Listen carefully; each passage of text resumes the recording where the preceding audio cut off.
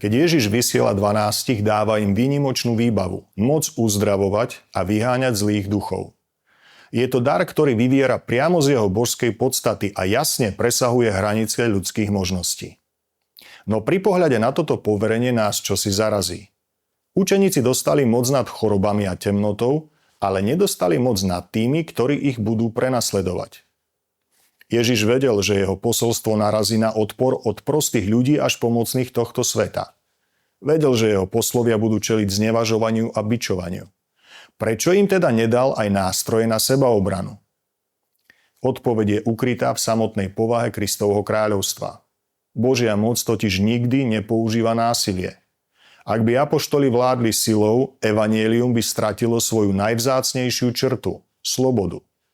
Stačí si spomenúť na Jakuba a Jána, ktorí chceli na neprajných Samaritánov zvolať oheň z neba.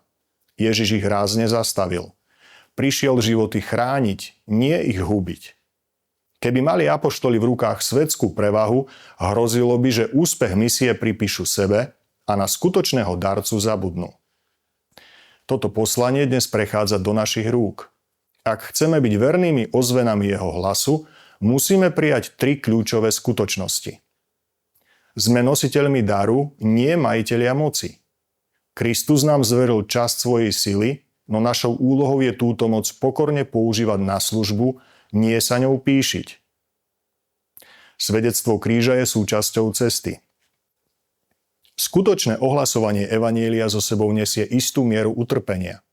Ak náš život nevyvoláva v tomto svete žiadny nepokoj, je na mieste otázka, či vôbec ohlasujeme Krista alebo len seba.